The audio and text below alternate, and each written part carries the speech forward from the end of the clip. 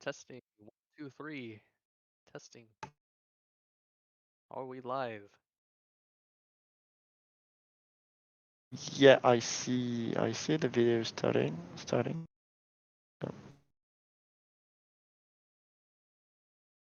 Yeah. I do believe so.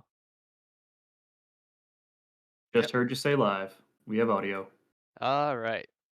Hello, everybody, and welcome to our Friday stream for 0.5.6. Today we have a great host of all the programmers that behind this update.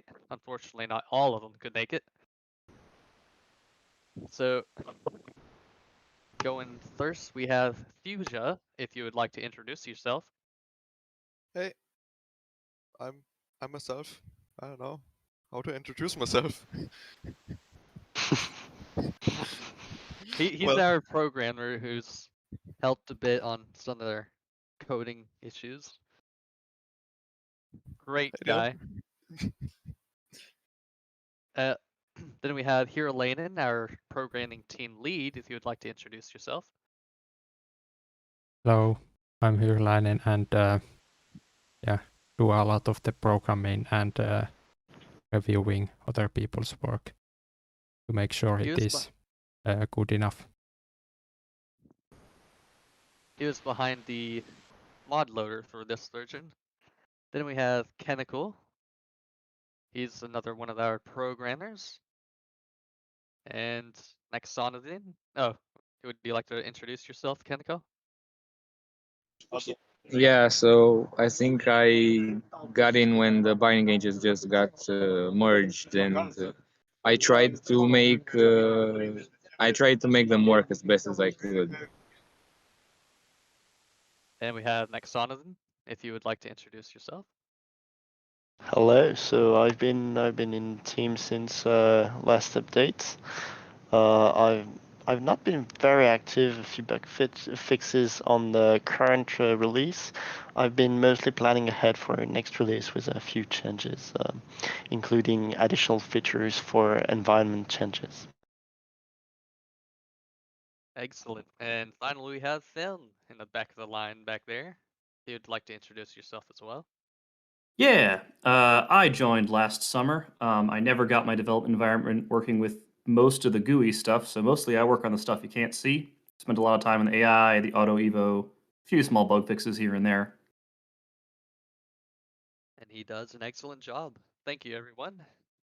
So now that we got everything figured out, so let's see what we can tell you. I think So, someone should ping everyone on the community server to get some more viewers here before we get started properly. sure, I can go ahead and do that real quick. While I'm doing that, what should we talk about here? We got a few needy features in our latest version, and who just left? We just dropped Chemical. He said he'd be back. Okay. All right.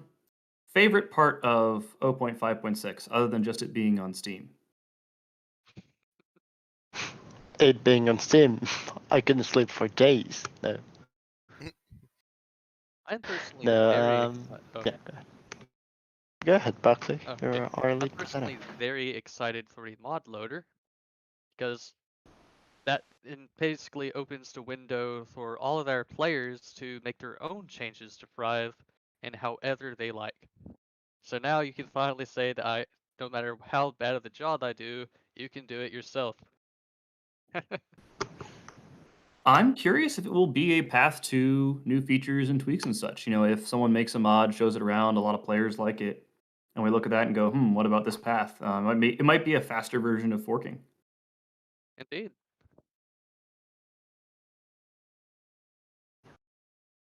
I mean the change I like. damage Go ahead. numbers mod. I mean many on the development Discord that they really liked it. So even if it's a bit unrealistic to have these exact numbers for damage, but Yeah, they I mean, gotta make a free realism. cheat for testing. Yeah, that's especially handy for testing. You're right in this. What about an official debug mod for the development team and players who'd like to? Otherwise, another change that I like, which is pretty minor. Well, I like a few changes, but one brought by Taco, to whom I pay tribute there, is the change of compound clause composition, which is essentially changing these like weird numbers showing up on the edge of the screen and replacing them by actual descriptive text and with colors. So it's a really tiny change, but I feel like it's so helpful. I feel it grasps a bit the spirit of this update to me. Quality. Yeah, this update we've had a lot of background changes in the background that mostly it makes Thrive a lot more stable and less apt to crash on you.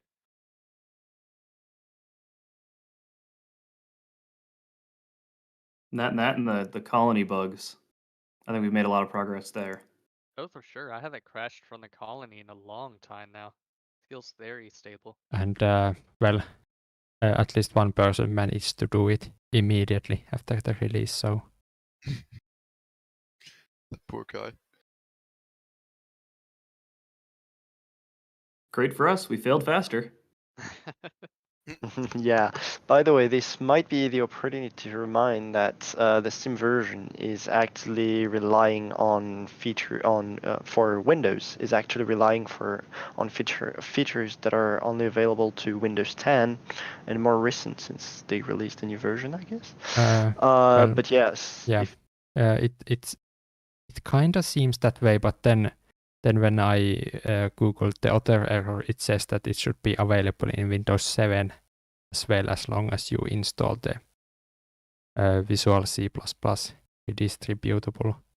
So don't fully know yet what's up with that, but yeah, we're basically leaning the investigations on this topic. So yeah, anyways, you still have the access to our download links from our website for these rare cases of crash. And well, if these occurs, don't hesitate to reach out to us so that we can be more efficient in fixing them.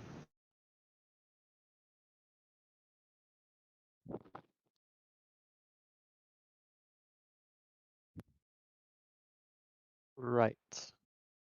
Hopefully we'll get that fixed soon enough. It's a real fun ruiner for many people, unfortunately. Especially those who may not have ever had a chance to actually play Thrive in the past.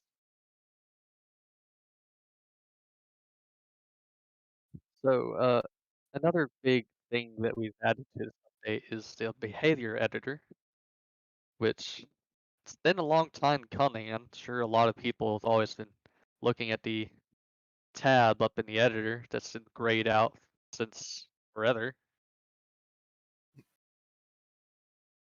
I just love that we started to kick that off when you were drawing some concept art for multicellular. And I sarcastically commented that even in your concept art, we still haven't implemented the behavior editor because that button was still grayed out because you copied it over from Microbe. Mm-hmm. No more. Turned around surprisingly quickly once we just realized all we had to do was have sliders and those 5 attributes. Right. So maybe sometime in the future we can expand on it, make it a bit more in depth. well, But I knew that for multiple years that basically you just slap some sliders in the GUI and hook them up, and that's it. But I didn't manage to persuade anyone to work on it. What you gotta do is make fun of Buckley, then people will work on it. Obvious. I'm Yeah, very I willing think to be only the you martyr if work this as is what it such. requires.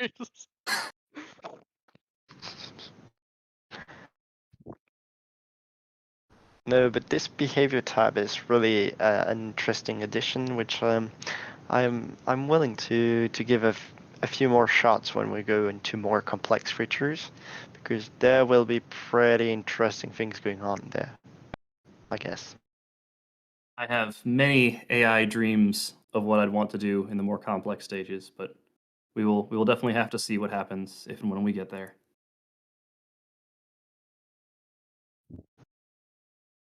Yeah, it's actually pretty simple in its I wouldn't say implementation, but it's basically just an array of different sliders for certain character archetypes, say peaceful and aggressive, and you can just slide from one end of that spectrum to the other to decide on how your cells behave. Very easy to handle, very easy to work with, and gets some pretty good results despite that. I saw some very clever configurations for AI made with it myself. So I'd like to hear what y'all come up with when y'all play with it yourselves. May I ask the favorite you've seen so far? My favorite has to be the opportunistic predators, where it'll kind of just skirt around or strafe around their prey, never getting too close until they're dead while they barrage them with toxins. That's really cool. Like they'll run Correct. away if they get too close, but then they'll run towards them otherwise and keep on shooting toxins. Do they actually strafe? Because I mean, I'm the guy who coded half the AI. I did not make them do that. No, they I don't wonder if really. that's an emergent behavior. They really just run away when you get close, and then they just turn around when you get further away from them. It's not strafing per se. I'm trying to think of the actual word for it. Yeah. Okay. Because Yeah, like Hit and some run, basically. because some of the sliders do determine the rate of turning. I'm curious if there is some Oh. actual accidental bonus behavior there. Huh. I didn't know one of them adjusted rate of turning. Activity does, I think. I tried to intentionally crosswire those and kind of sprinkle them everywhere because I wanted to have a little bit of that emergent behavior and just not have that machine efficiency tuning of AI. Like something from my D&D days actually that I think I really learned was if you want something to feel alive, make sure the player can't control it too finely. Have things affect multiple other things. You'll just get a little more of this is your strengths and weaknesses rather than these are the things I put on my vehicle that happens to be a person. Right. That makes sense. I think I understand your logic here. And I think you pulled it off quite well. I'm glad to see people getting to play around with the sliders and see all the possibilities of the AI. I mean, it's going to reveal all the drawbacks and bugs and stuff because I'm sure there's some stuff. I'm sure there's sliders that don't do anything and sliders that break the game, but then we get to fix it. So cast some light on it. The only exploit I get from the sliders so far, personally, is if I want to easily bind to other cells, I just set my AI to sessile and I don't have to chase them down. Yeah, it seems to be pretty usual. I've seen that in a few game saves that I inquired for bug fixing. But still, I'd also like to point out that you can actually design an aggressive, fearful cell, which is pretty ionic as a combination. Like basically going on and ganging up on someone, but then just running away as soon as they start to face you. Essentially, yappy dogs, but cellular ones. Well, here's a deep question. Should you be allowed to program stupid AI, or should they all have a purpose? Because, like, right now, you can program a cell that can't survive because its metabolism's all messed up. I mean, why not? I think Yeah, they then should for sure make essentially it you'll stupid have cell. you'll have a very low population by the auto evo. Now the question is how much of an issue to the player that's that the main reason why you'd not want to do this is because if you die with a low population, then you can basically go extinct and lose the game. But if you're confident enough, well, you could. Although that's a bit against the spirit of evolution. That actually does remind me. I wonder how we'll manage to hook up behavior types to auto evo if we can, or if that would be just a bit too complex. It actually does it just a little bit. They're very heuristic. They're very rough. But like for example, aggression actually applies a lot to whether or not you get the points for being a heterotroph. Because if you're not going to try to attack anything, then you're not going to eat very much. I don't think right now our editor actually checks that when you slide the slider. I think that is missing. But there is a little bit of behavior in the auto evo. Okay. Yeah, I'm pretty positive the editor does not update, the auto evo prediction does not update when you change these sliders, but I think that also when you're sessile, you'll be very bad at gathering glucose because, well, you don't move to gather it, so. Right. And you're just hoping a compound cloud spawns on top of you. Which is not likely at all. Well, I mean, currents. Yeah, you just have to rely on that feature that's not in the game. You'll be waiting for a long time before the glucose can finally get blown to you. Evolutionary strategy, just wait for Thrive 0.5.7. When the save upgrades, I'm going to be great. It's basically just like the one of those more niche species that don't ever get a chance to thrive until an extinction that comes along. Rise of the mammals, so to speak. I guess that's a microbe strategy. You just sit around all sessile-like and then just hope stuff dies next to you and let that be your compound current. Okay.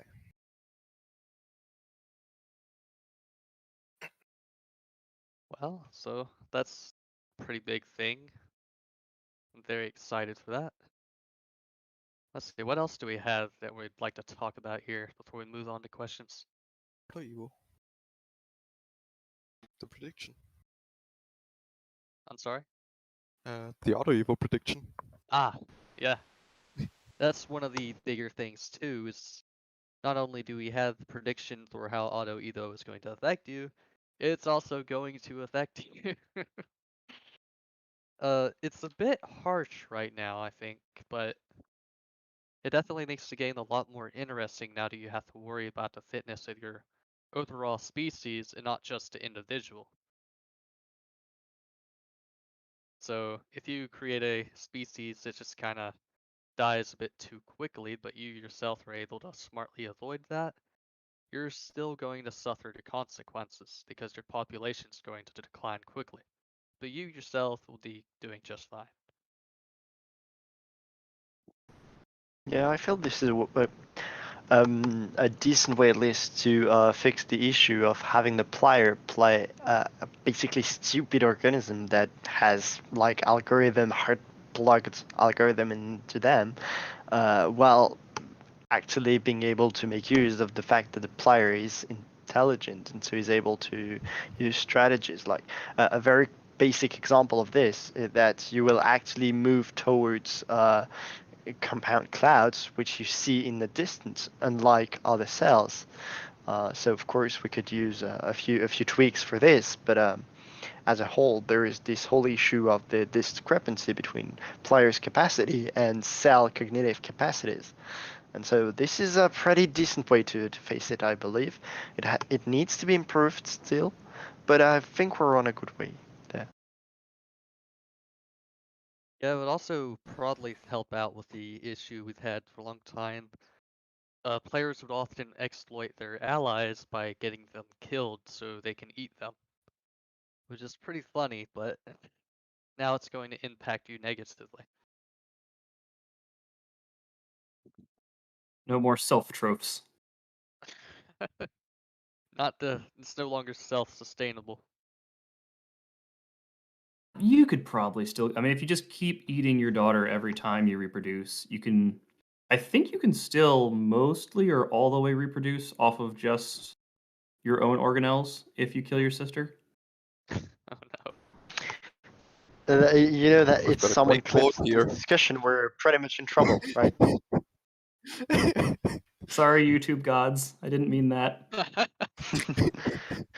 No, but I mean Not the idea of killing conspecifics is pretty much the worst thing, the worst behavior to have evolutionarily wise. Like especially when you're dealing with your daughters, there is a specific mechanism called kin selection, which I won't go into the details of, but essentially you have a lot of interest to keeping your really close family alive because they share a lot of genes with you. So basically, I think that we should focus on preventing like killing sisters, daughters, mothers, who knows.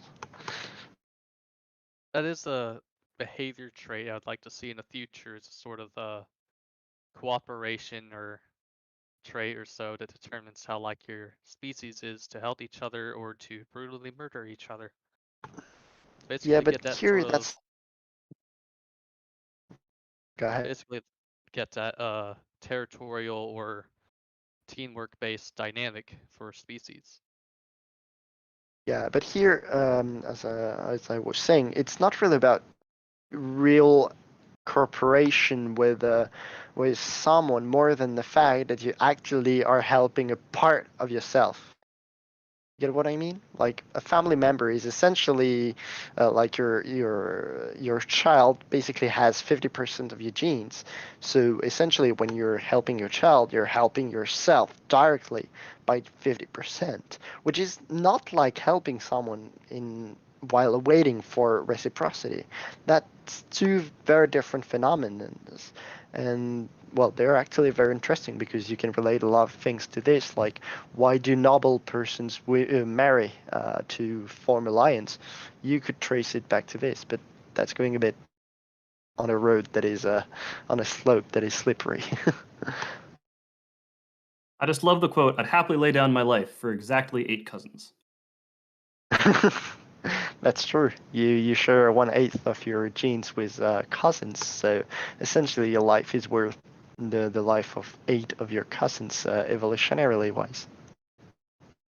And we currently simulate that in microbe stage by making it impossible to kill your species, but cannibalism, if they're already gone, is fine. We practice ethical cannibalism.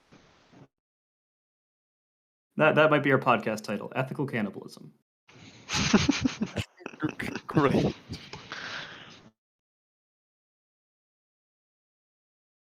All right. Also, just to jump on a remark from the chat, what if the mother sacrificed herself to feed her babies? Well, note that your babies only share 50% of your genes, so your life is worth the life of 2 of your babies. If you get all your babies killed, you do not win anything, but it might be worse to sacrifice a baby to be able to reproduce more, which is a strategy for species reproducing a lot.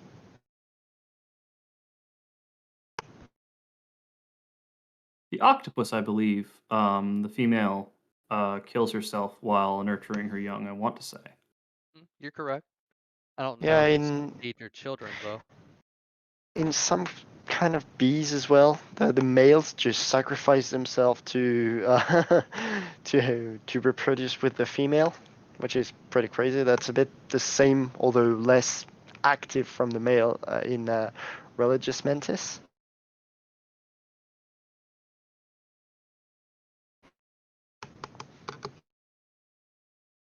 We're going to have a lot of fun in later stages when there's social behavior. Not sure all this applies to amoebas. And we're gonna have a lot of complaints from associations about animal welfare.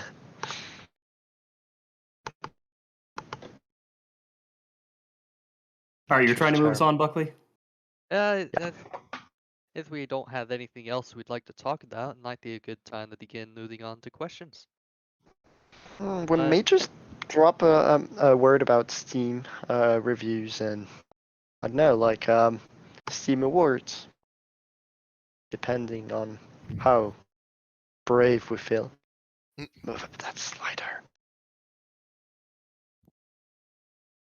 Right, well, as everyone might know by now, because we've been shouting it out for days, Thrive is in fact now on Steam and itch.io.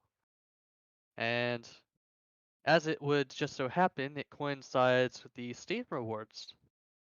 And I just couldn't help myself. I had to nominate Thrive to be a as a nominee for the Labor of Love Reward. So if any of y'all are interested in pitching in the hat, seeing if we can earn that reward for Fry, I would be very happy. That, and as it stands now, we actually have about, what was it, 20 reviews now? One of which is negative. Wow. No, we're up to. So I'm just checking. At this time, we have 27 evaluation in total, and I see at least one other that is negative. Very nice. Or less. So if y'all But yeah, haven't, we would really appreciate it if y'all gave us some reviews. Tell us what you think about the game, because that would help us out a lot.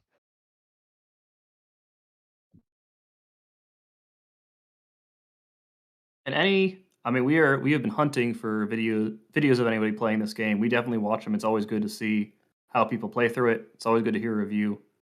We have time to watch them all right now. Oh yes. We've seen some pretty nice videos out there, and it's always nice to see gameplay from a different perspective. It's very valuable. You can definitely get locked in your little box as a dev and think this is the way the game is played, and someone else starts messing with it, and you're like, oh, okay. Yeah, and looking at the videos is always fun anyway, and a bit rewarding. Even when no one is able to understand what the person is saying because no one speaks their language in the team, like they seem to have fun with the game, so that warms our little hearts of developers. You don't always need to speak the language to tell if someone's happy. Indeed, I use subtitles to do that.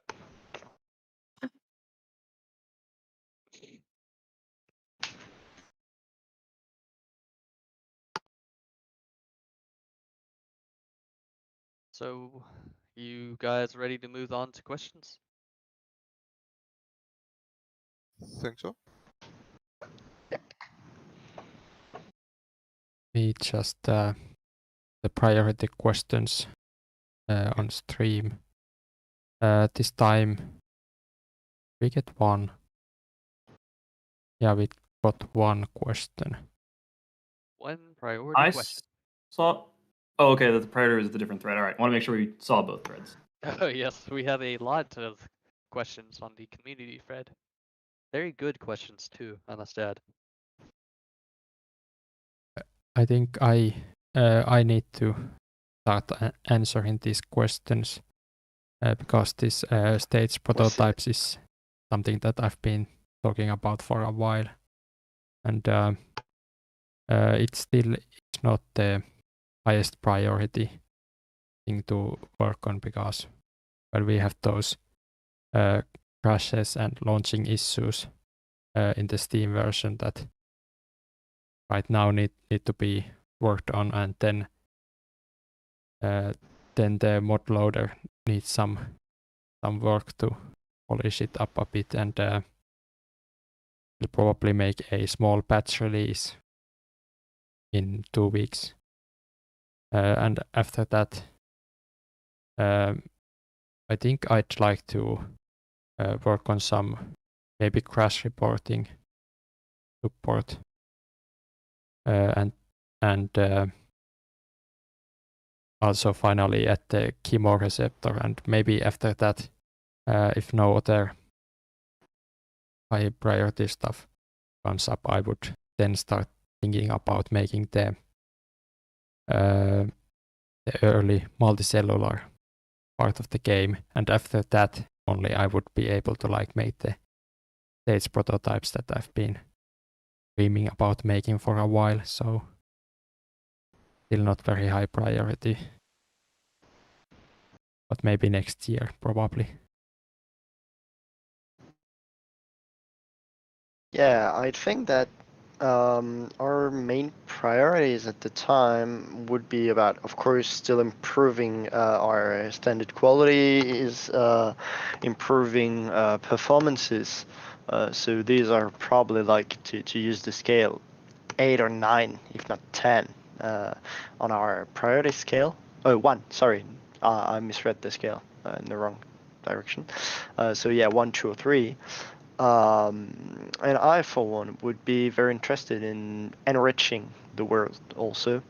And so I think that would be a solid 3, especially with evolution of compounds in the world and introduction of, hopefully, of a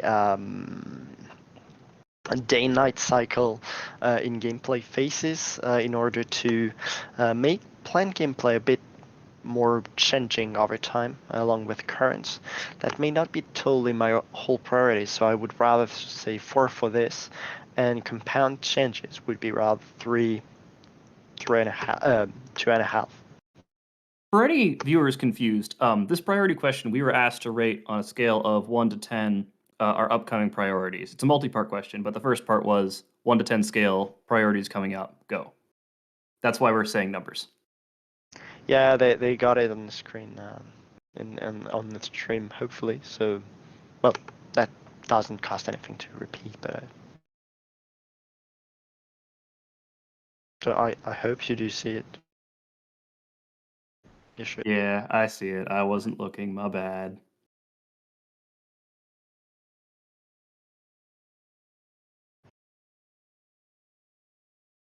I think if not everyone has time to comment on this one thing, I think the phone system changes and trying to speed up Auto Evo 1, as one of the negative reviews was about it taking 10 minutes already, so we definitely need to put some limits in there. So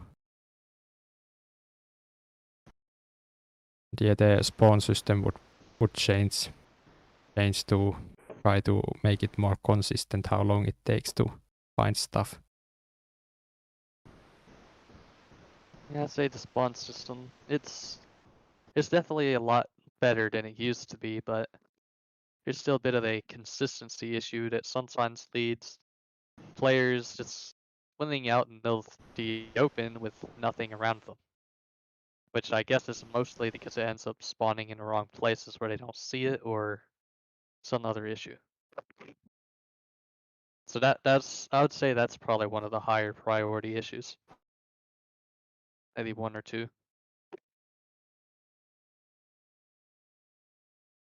Should It does seem... we move on, or Yes, let's move on. then there's a part about a Steam award when leaving early access, and well, probably in a decade, maybe we would then at least get the labor of love reward if we get out of early access. We can dream.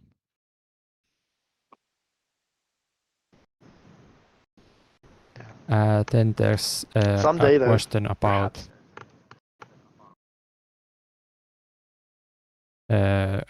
about Steam extra stuff like cards and other stuff.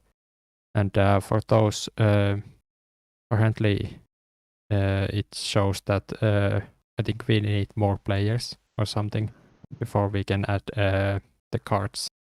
But once that is reached and we can find some artists to draw them, then I think we can add those pretty easily. Not sure how those other things are added.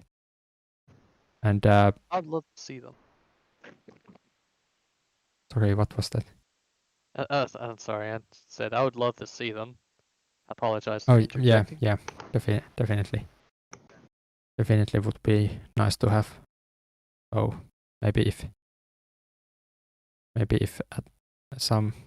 everyone who watches this buys the game on Steam, then maybe we qualify to have Steam playing cards, or just whatever they are properly called. Maybe they are just cards. But anyway, then let's note that Thrive does have Team Workshop, and there's 2 links to example mods that I made that are available through there.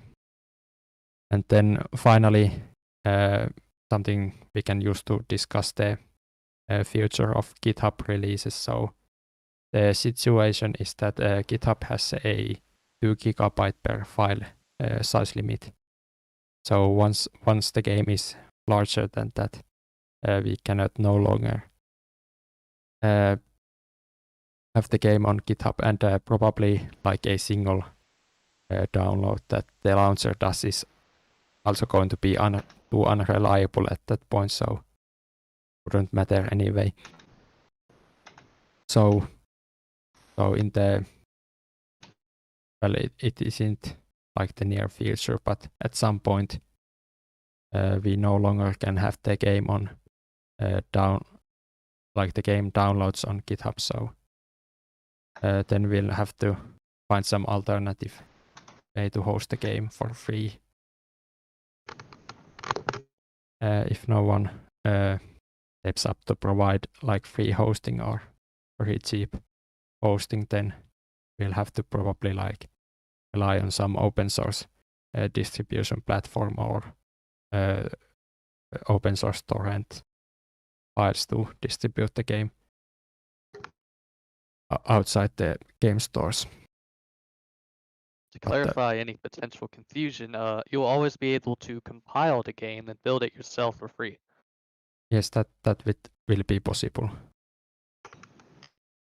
Because I mean, if we were to limit like the game source code downloads or the binary assets, if they get too much bandwidth, then I mean we would be losing potential developers as well. So I really would not like to do that, but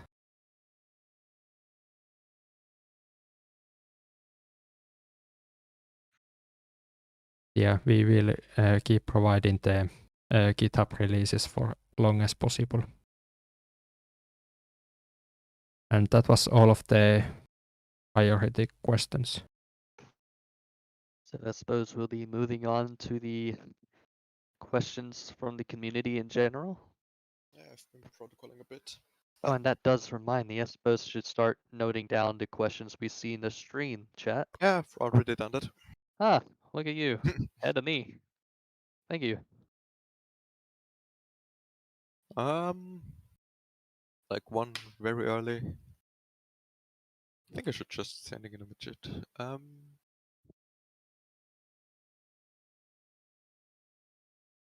just gonna set it in and run a logical order.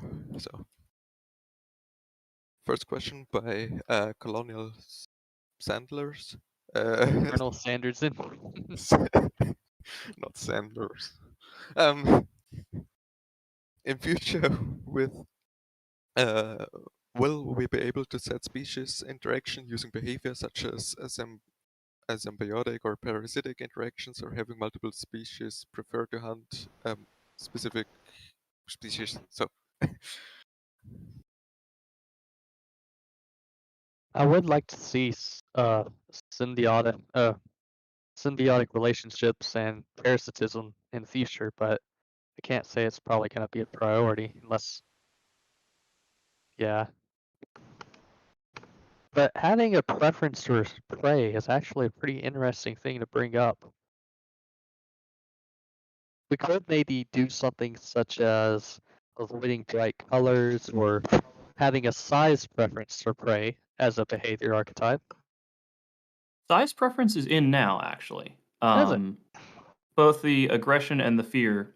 Like in general, you will see that microbes are not going to hunt things bigger than themselves unless they are an opportunist with toxin, as a basic example. So you can line up a species with all other in the environment right now and see what it hunts and doesn't hunt. But in general, it's going to be I hunt the small ones and I ignore the big ones unless I happen to be a toxic opportunist.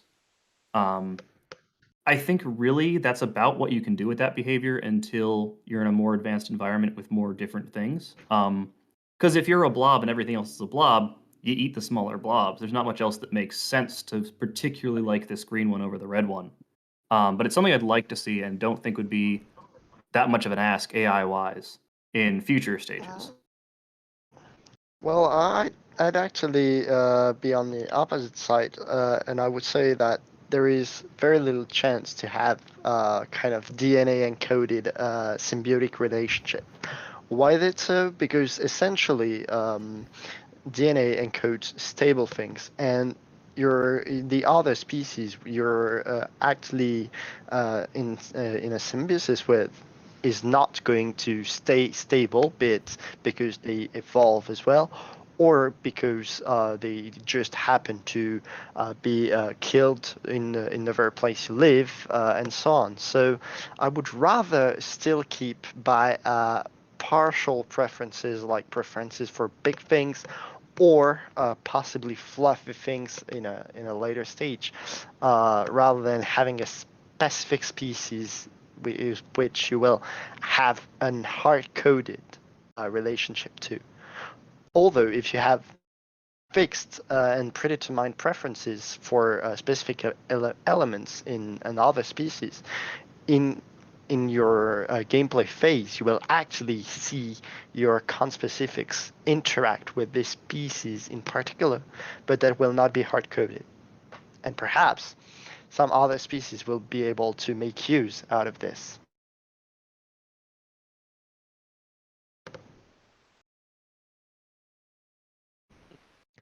Yeah, that's a good take on it. So we have to go into discussing that sometime, eh? First, let's get multicellular, and before that, let's figure out signaling agents. Ah, You've got a come backlog, on. Buckley. Okay. We Next are question. up to like 350 issues open on GitHub again. 355. Nice. Didn't even make a dent in it. Let's take questions alternating from the pre-stream questions. We still have the other thread to go through, so Yeah, of course. let's discuss the Node 5.7 7 focus that people would like to see. I mentioned that I would like to work on the chemoreceptor and see the spawn system changes and probably auto-evo efficiency upgrades.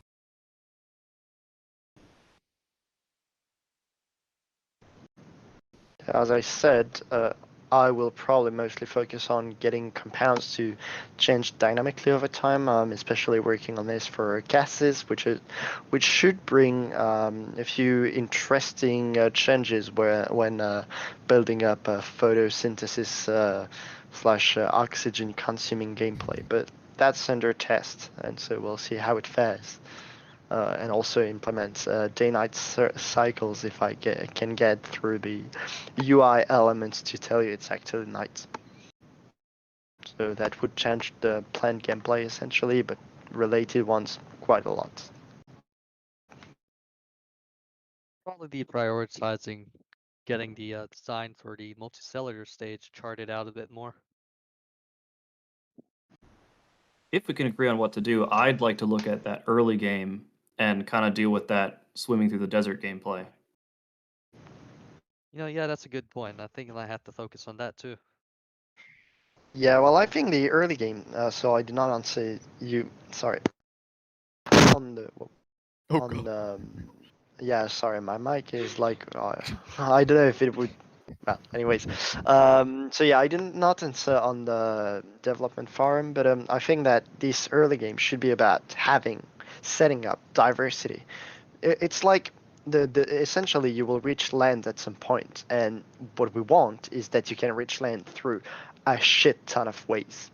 And so this will bring a lot of different gameplay styles, and so we really want this diversification to start as soon as possible, so you could have a species that develop in the caves and that reaches the surface by a cave system or whatever, if there is a possibility for this.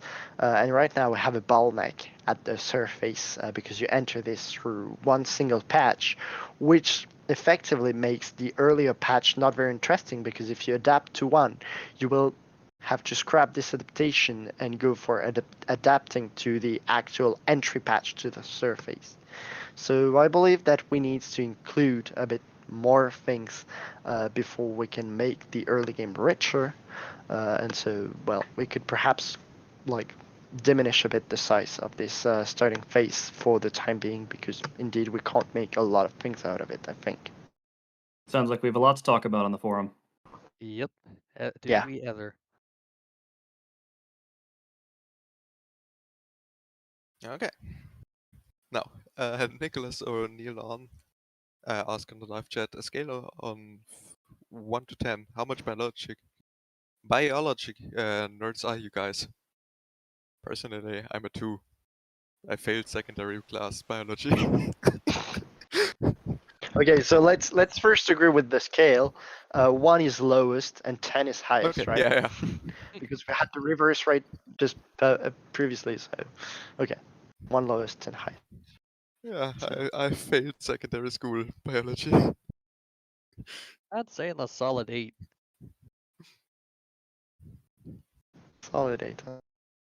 Well, I mean, I'm working in research, in scientific research related to this topic. That's not my main course of actions, but yeah, I'd say a solid 8 as well, because I interact a lot with this when I'm working. So, anyways, I have to be a kind of nerd.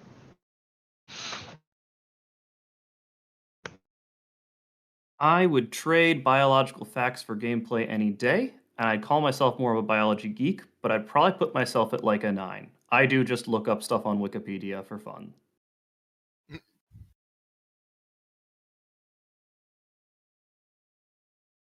I wouldn't say that I'm really into biology or anything.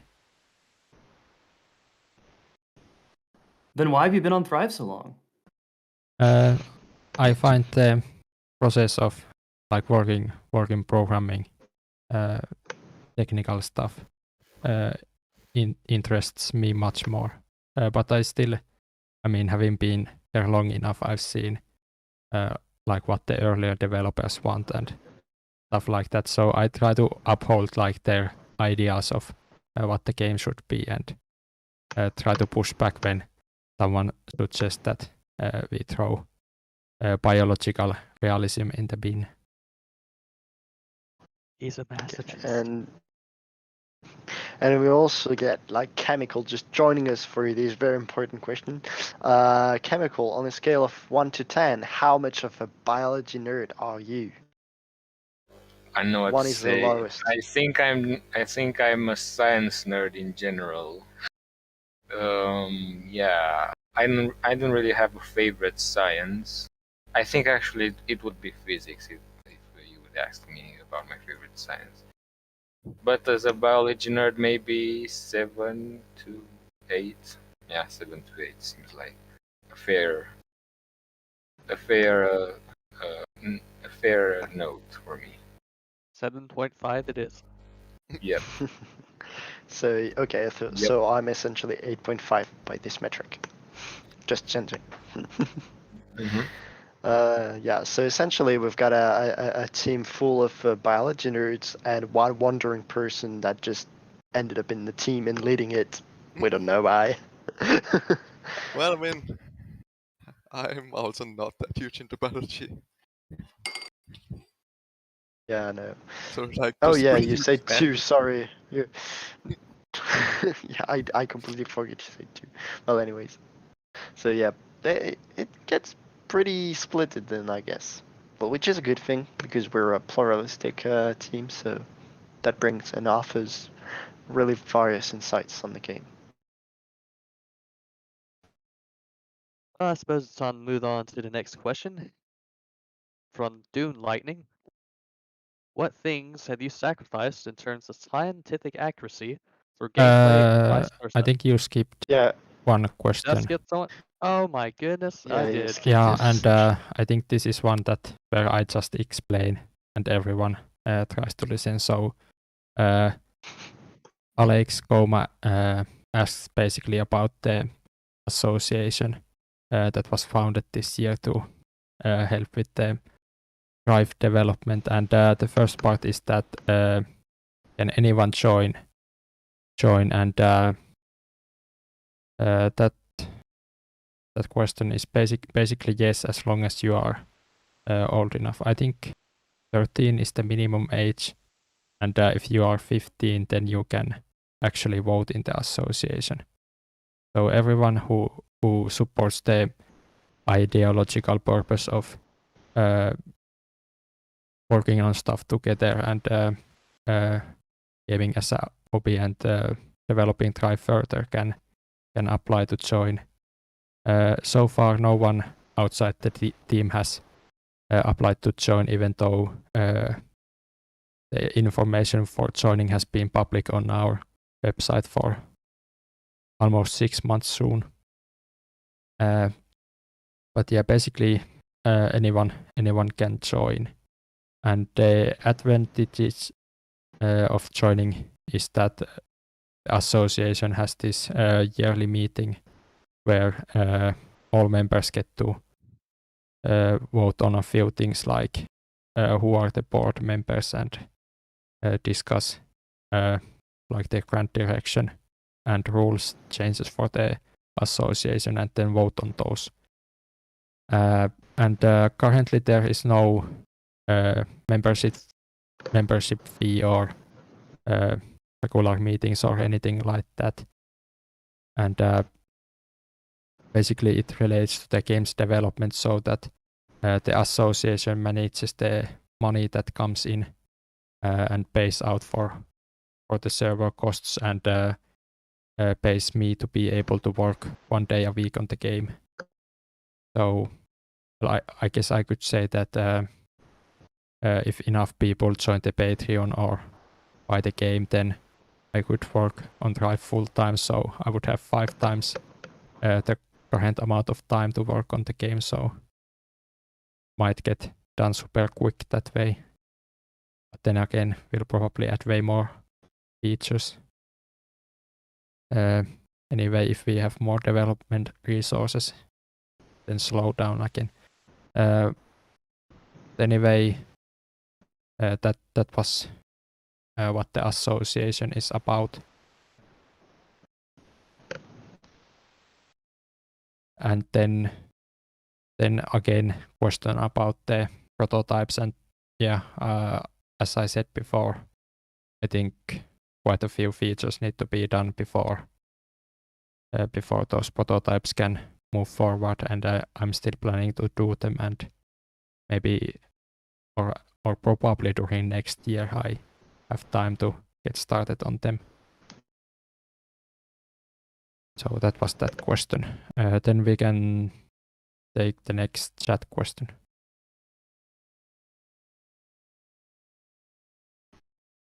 Keep Midnight asked how many members do we have on our development team currently? Already posted the correct link. Okay, yeah. Is there a good way to count them? I don't think you can actually count them. Like we have members like being on and off. You could actually use a kind of threshold to tell who's active, who's not. Like I don't know, like you say, have they actually posted something on the forum or whatever, in a year or so. But it's very hard because it's a volunteer project. So for most of us, we just like do it whenever we have the time. And that can vary quite a lot. But yeah, I'd say that how many active? Well, we could have like perhaps the equivalent of I don't know, like I would definitely not say something above 10 if I was forced to answer this question without more specifications. Something between 5 and 10. There's 6 of us here. We're active. A couple more people who didn't show up. Well, I mean, we have had people on the live stream who haven't done anything in a year, but still show up to chat, and they are welcome as well. So. There's like varying degrees of activity per and day. Also on the other development teams, so well, in theory, each team lead would be responsible for moving people to the inactive list, but I think I'm the only like super active team lead, so I'm the only one who like once a year moves programmers to the inactive list if they haven't done anything.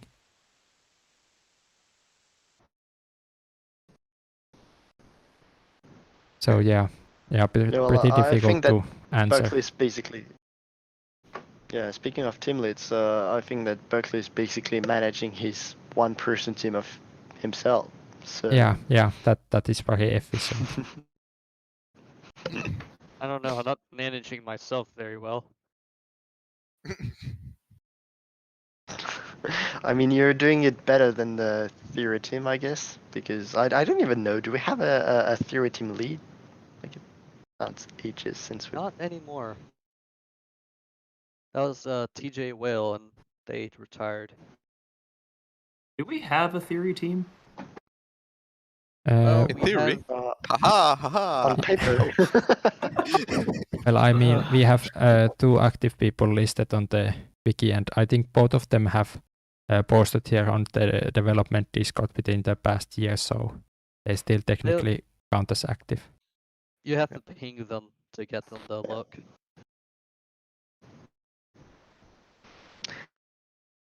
Yeah, well, actually, I think I've been the one who posted most theory things. Oh, I do only count newly opened threads, but yeah, essentially you could count me in as the theory team. Like loosely. I mean, I won't argue with that personally. I'm just filling the ranks, you know.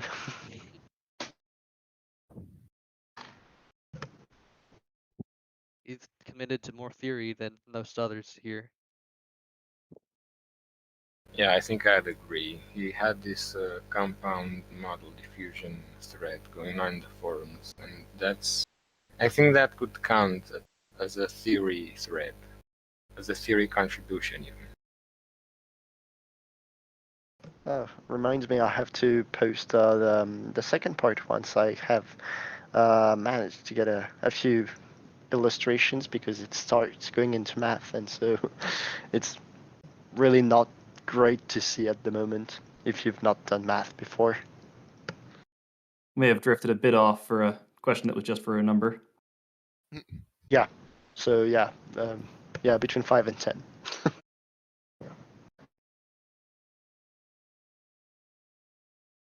Right on. So I guess we can actually answer that question from Dune Lightning now. Wait, did we ever actually say how many deaths we had? Yeah, I guess so. We don't really know. 1d4 plus 1. 5. 1d4 plus 5. There we go. Right, so anyhow, what things have you sacrificed in terms of scientific accuracy for gameplay and vice versa? And basically, we sacrifice as little as we can, but in the end, we're still a video game, so I think one of the most immediate examples that comes to mind is how we just use glucose as a stand-in for all the hundreds of different sugar kinds there are in chemistry. That's So true. Oh yeah, go ahead. Finish up. instead of using, gosh, I can't remember any of the others on top of my head. We just use glucose as a general term to describe all natural sugars. Glucose in We've got particular saccharose. because it's basically the most recognizable and popular one. Everybody that looks at glucose can almost, without a doubt, say, yeah, that's sugar.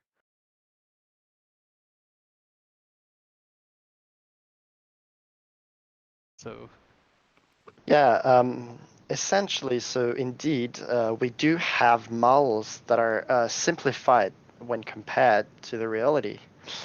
But what I think is pretty important to say is that science in itself does use models, and science is not about having the most accurate models. It's about having the models that fit the usages we want to have. Like when building a spaceship or a bridge, you will not use the same kind of models, but you will have some kind of scientific accuracy in both cases. What I think are the domains we use the simplest models, and perhaps that actually and actively lead to wrong results in their own field, is perhaps a glucose indeed, because it's a bit tricky, but that's not my specialty, so I could not really develop on this.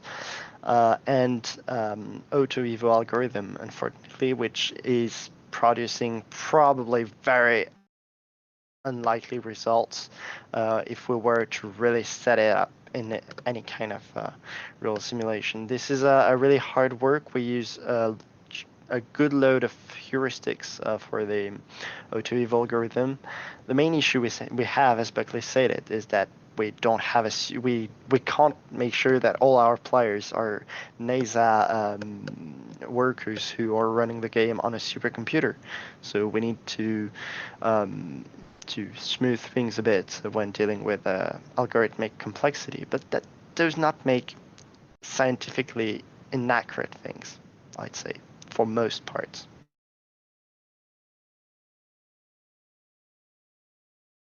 Basically, we need to cut corners around some of the algorithms to keep them simple and not going to make your computer explode. I think there's also the planned feature of thermoplasts that don't have that are not that are only for gameplay purposes implemented. Well, not really, but you may want to go on this. Please go ahead. I've spoken well enough. The thermoplasts are hypothetical, but or I suppose theoretical, but they don't really have a real world example of actually being possible. Yeah, this is So, what I was trying to say. You don't have a real world analog. in a way, they're not life as we know it, so we'd probably have them kind of shoved away in their own toggle or mode if players didn't want to see things like that. But we'd still really like to see it because Thrive isn't about the evolution of Earth, it's about the evolution of life in your own worlds. Is it time to tell people about the life as we know it concept again, which is basically that, I mean, these physically possible things that still doesn't seem to exist on Earth for some reason, they will be locked if in a new game you select that only life as we know it will be like in your game.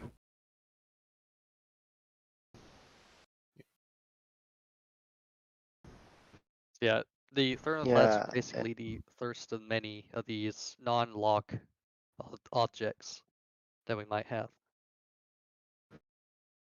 Yeah, essentially, life as we know it has a lot of very kind of strict description that do not encompass the whole possibilities, simply because a lot of life had little luck in evolution, because chance is part of it, not entirely because there is some selection going on, but you have chance like an asteroid just crashing on your planet might just very well make you go extinct.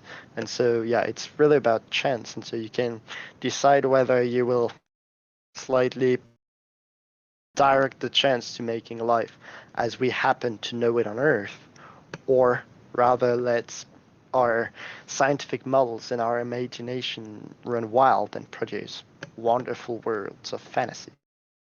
I might have a slight bias for one option.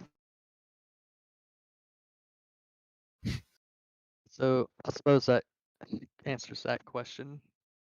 Next one would be, how do you feel about the pace of progress now compared to the beginning? And I would have to say that it feels like light years, like we're going light speed compared to how it used to be. To me, anyway. Yeah, definitely the last few months at least, in terms of fixing bunch of small issues that have been open for a long time there's been a lot of those. So let's hope that the progress stays this fast in the future as well, or maybe even speeds up further. And it will if we get enough donations and such to pay Hirlainen and maybe even more developers to work on Thrive. Get some of that guaranteed progress going. Yes, and even if like the community size grows, then there are probably more developers who will be willing to join the team. So even if you can't join yourself, you can tell other people about the game. For sure. And the final question from Doom Lightning is a little further. Oh, wait. What is the level of satisfaction of translations of other languages so far? You tell us. Well, I mean, Yeah, I guess. go ahead. Oh, well, I guess, in fact, the player base is more able than we are to tell how satisfying the translations are. All we can say is that we have, so there's a bot on the community forum that allows you to see which percentage of each language it is translated. And I must say that we have really involved community translations. I don't have them all in mind, but I noticed that the Turkish community was very active in translation. On the other hand, French is slightly going behind, and as a French native, I can say that a bunch of translations could use rewording. But overall, I'd say that for something that is purely left to the community, it's very, very well. Like I'm really impressed and happy with it.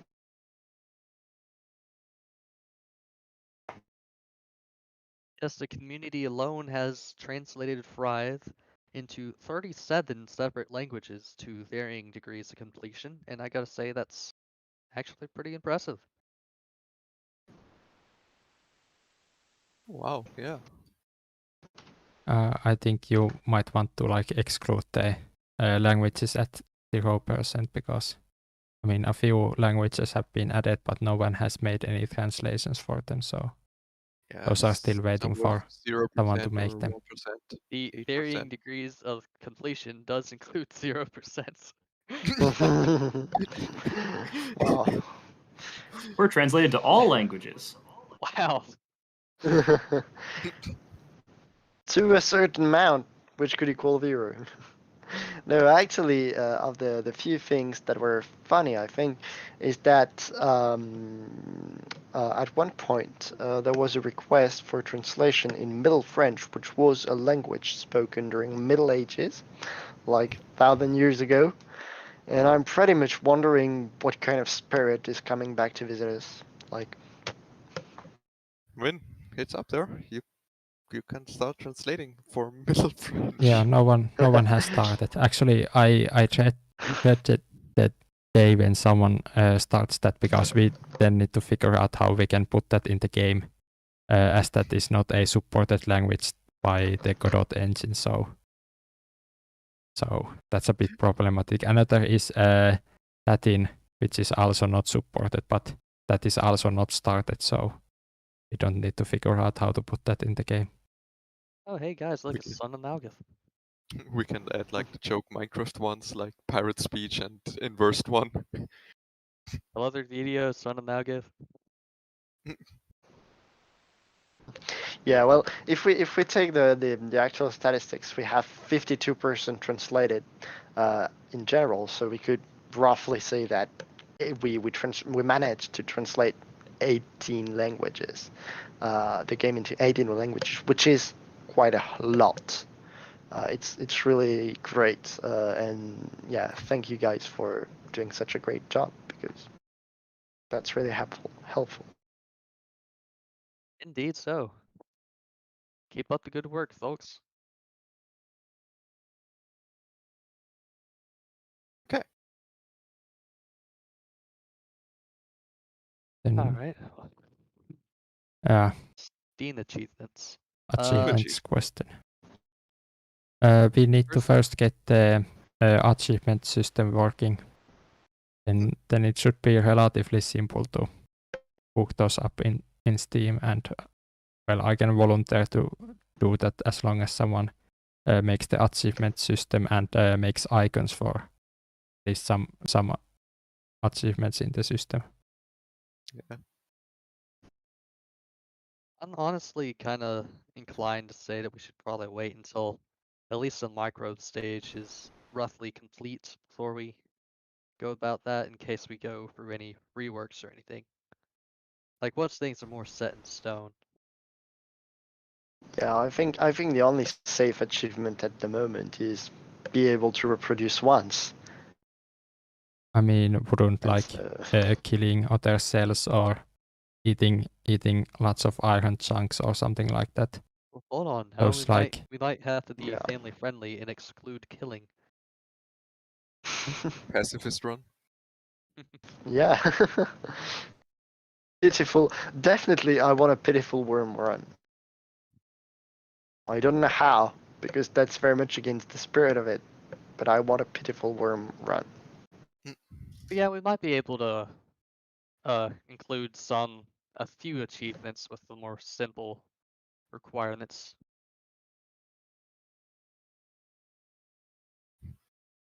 I can already think of some puns.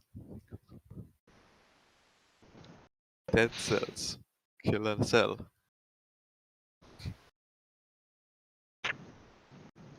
So I think we're gonna make a new team specifically for you For about thinking of making puns. puns for yeah, basically all Yes. day long.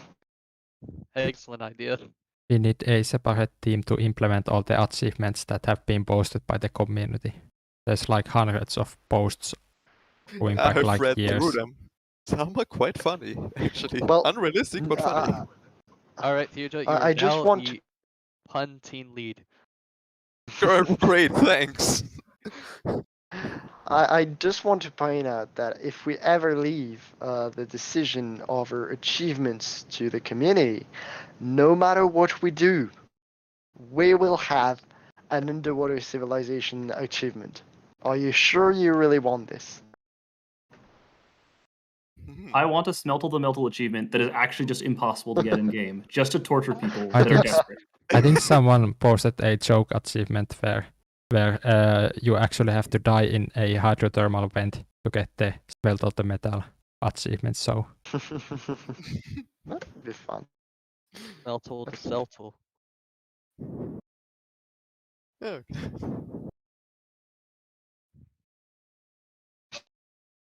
okay. Are we? should we? I mean, does someone want to answer the AI in multicellular and later stages question? I think we talk about that or already or Oops, sorry. Yeah, I mean, wait, go ahead, Tathin. Okay. I could gush about it forever. I don't think we have any coherent plans that we have agreed upon. I definitely think we will need to make it more complex and multicellular than microbe. I've actually written a repo of my own working on like strategy AI for much later in the game. It wasn't made for Thrive. This was just experimentation of my own. Video game AI is a passion of mine. But we have definitely not agreed on and certainly have not tried out and proven any specific AIs, but definitely more in depth than what they have now. I want to make it as in depth as I can get away with for as long as I'm on this team. Yeah, I would say that from aware and onwards, that's basically my own field of research. So I really want to go really in depth, and I think that one feature, it's a bit anecdotic, but or anecdotal, well, but you proposed that we have a procedural art cave generator and cave art generator, and that's something I find really interesting because we the current work hypothesis I have is basically about these art being based on specific geometrical abilities. I think there are a few very interesting things to be dug up from there, and that where we could go really in depth. So yeah, I'm really looking forward to this, and I want to go in depth with you, Tim. Well, eat healthy, exercise right. Hopefully, we'll both live to see Awakening stage and we can live this dream. Yeah. Hopefully. Right on. So let's see here. How's the progress going on the binding agents? I remember the last time I played, they were really buggy. making my cells move around by themselves, etc. We had a lot of progress on fixing those bugs. Yeah, Personally, those should be the ones that are fixed. Alas, no more drifting with colonies. those Yeah. I think in maybe a hot fix for this release, they will be completely fixed. Like completely. At least 99% of them, except the very, very rare ones that happen. I think it might have to do with the engine. We already did a PR for the Godot engine because it impacted the binding agent performance. I mean, it created some bugs.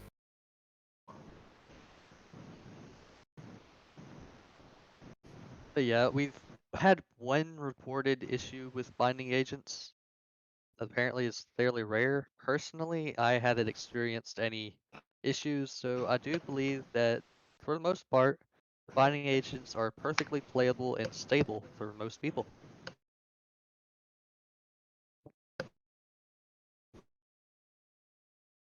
So I suppose we'll move on to our next question, if anyone doesn't have anything to add to that.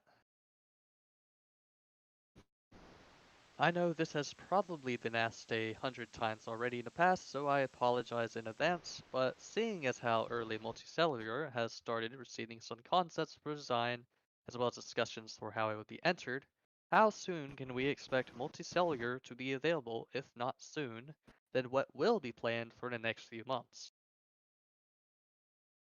Ugh, mouthful. Well, I mean, this is related to the stage prototype plans. I think this is the third time talking about them this stream, so well, I mean, I'd hope to see it next year, but there's always some higher priority stuff. So, but I think maybe finally with the Steam release, and once we get that stable and get some much needed new player and performance and bug fixes in 0.5.7, then I think unless something turns up, I can finally work towards that then. Yeah, I'd like to think that before reaching the multicellular, we will, especially for the next update, be involved in building the world. But that's a main direction, of course. We'll still work on things aside, and it's just progress in every direction.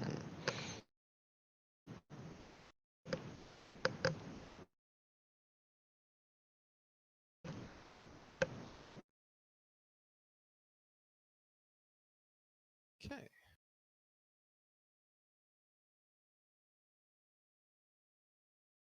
Alright, so I suppose we'll move on to the next question from Fry Leather. How close are we to cell specialization? My 3-cell colony looks nice, but it doesn't make sense for my front cell to have a flagellum and for my back cell to have spikes. And that's essentially the same question we just answered. Yeah. Once again, once I get like the basic logic of like you have X number of cells bound at once, then you can move to multicellular. Like after that is done, then work begins on like the multicellular editor, and part of that will be like the cell specialization function. I think an important thing to note there is colonies don't have specialization, multicellular organisms do. Yes, once you become multicellular, you can no longer like unbind from the colony because you are now one living thing and not just a bunch of individuals sticking together. Yeah, I'd also mention we've not currently emulated the benefits of being in a colony that actually pushed cells to develop this kind of behavior, if we could call it this way. So I assume that way before reaching multicellular or cell specialization, we need to find a way to incentivize players and AI to bind in colonies, which could be in osmoregulation costs because it's the main benefit that has been brought by exposing less of the cell to the surrounding cold environment. But that's something we need to work on because we have to deal with temperature.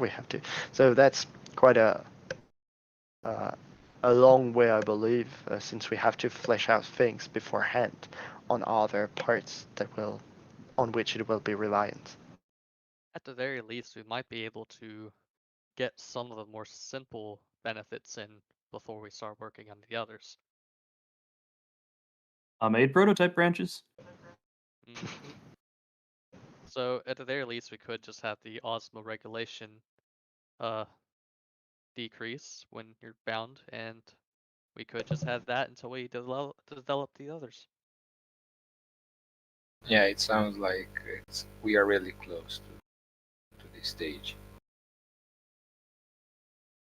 So we got a question from East. How will planets be generated realistic or semi-realistically? Yeah. Well, I guess the person most suited to answer this is Chemical, because you've worked on a planet generator, right? Yeah, So I think it's fairly realistic. Perhaps you can tell us about it.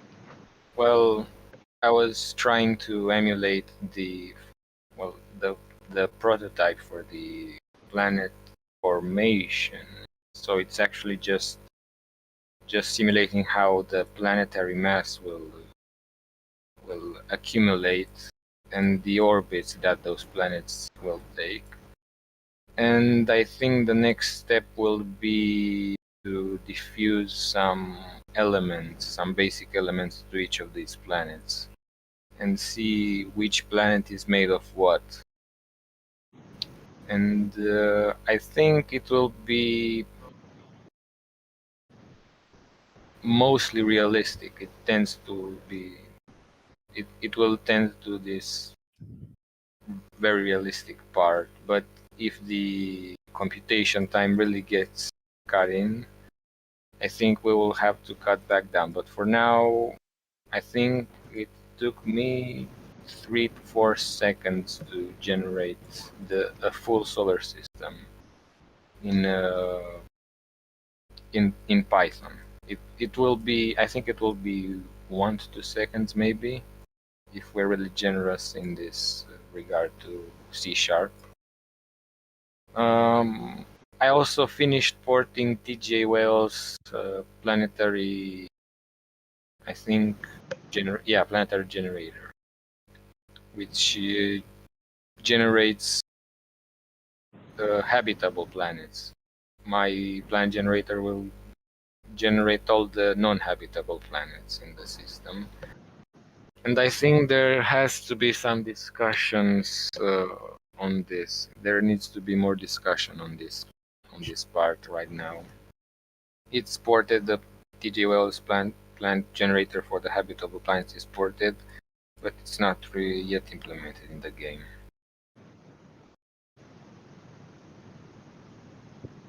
Thank you, Chemical. That was excellent. So next up we have from 511 Woo 511. What will bioluminescence be used for in the game? And that's a great question. That's a great question. To put things simply, we mostly want it just because it's cool. It is really cool, but actually trying to implement it as a feature is actually very difficult because bioluminescence in reality, it depends on a lot of rather complex, how should I say this? It's a very complex system that relies on other things than just what's going on in the cellular level. So it's quite hard to describe. But it's just not easy. It's been on my to-do list for about a year now, actually, to try and flesh out designs for it, but I just don't have anything so far. Yeah, essentially, bioluminescence is about emitting light. So in a way, although it's not like hot light like you can have from the sun, it's pretty much a loss of energy. So as a consequence, in reality, it often occurs in symbiosis with another organism that will benefit from this emitted light. So think of a kind of photosynthesis based on this bioluminescence. That's really a rough explanation, but this means that we have to implement more systems in the game and symbiosis relationships, which are actually not taken into account. So we'll have to develop the infrastructures from this.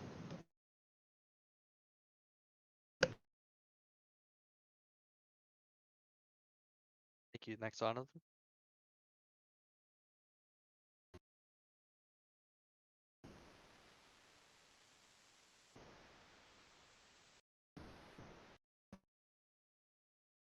Alright, so we got a question from Moon Truther. Will planets have active tectonics that change as you evolve? And I believe we've had a discussion on that a long time ago, and I think the general idea was yes, but it's gonna be hard. Like, we want it, but we can't promise it for now. Yeah, I mean, one of those features that I think everyone agrees that would be pretty cool. But then when it comes time to like think of what to do next, there's always way more important stuff to work on. Yeah, although I'd say that more generally, this sentence applies to the whole project. Yes, but it's gonna be hard. That's pretty much descriptive of what I've great used challenge we're tackling, I guess. I've used the word in that yes, but it's not going to be a high priority. When someone asks if X will be in the game or not. We would like to.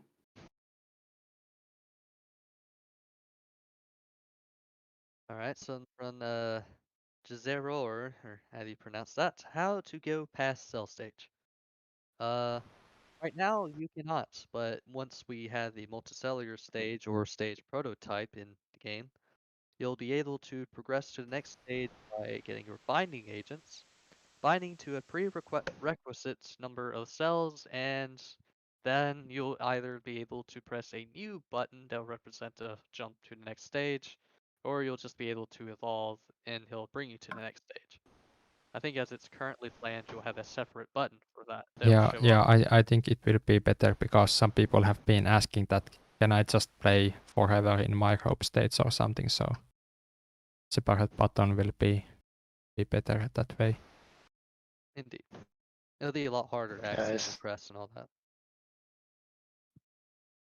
Essentially, the only answer we can give you on how to pass this cell stage is just reproduce, and hopefully at the end of the time skip, you will have access to Thrive's multicellular stage. That's all I can say.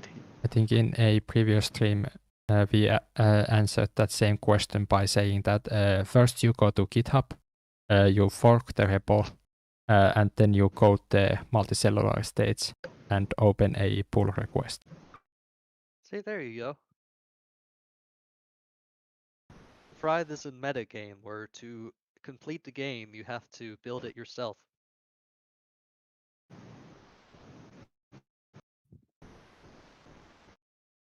Make your own fun.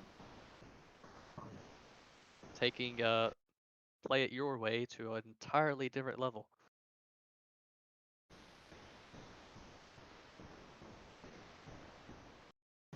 Right. Another question from East. It Are we never escapes forced? us.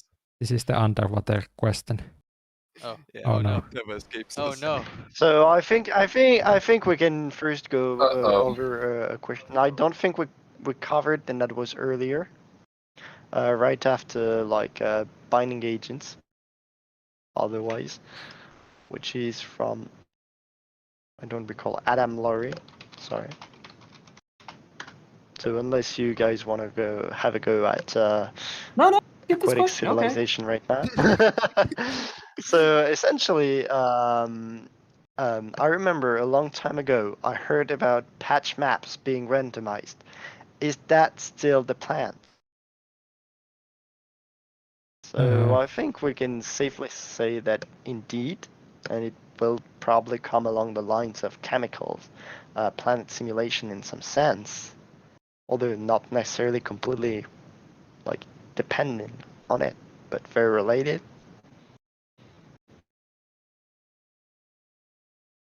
I've been in the patch generation code recently. Honestly, it is some of the more ready to mess with code. To any people that want to just kind of make a pull request and try to mess around with stuff, that might be something to play around with. Just changing depths, changing connections. We need some new texts for the names of biomes and stuff, an ability to get those JSON files to be a little more modifiable. But honestly, I think patch map randomization could come before planet generation if we wanted to. It's not my priority, but I think it could. There was a prototype for the random patch generator, but it was for the previous engine and no one has ported it. But I mean, I would love to see someone make even a pretty basic patch map randomizer. It would already, I think, improve the game a lot without needing a lot of effort. Well,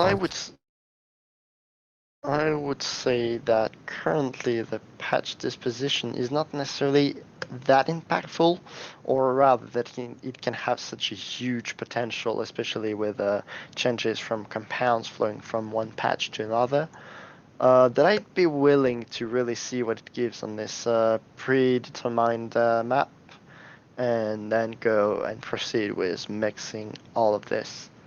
But yeah, that could be. That's definitely something I want to see any day in the game with random patches, or rather random organization, different stuff. Like that could be really interesting, and yeah, bring in a bit of diversity to the game.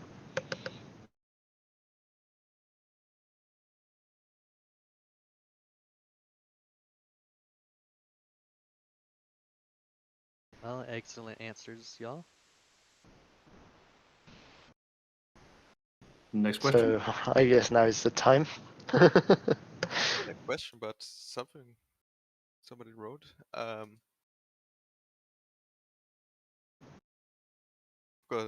Like, son of Mojeff said that one of his Thrive tweets got flagged for violence and gore.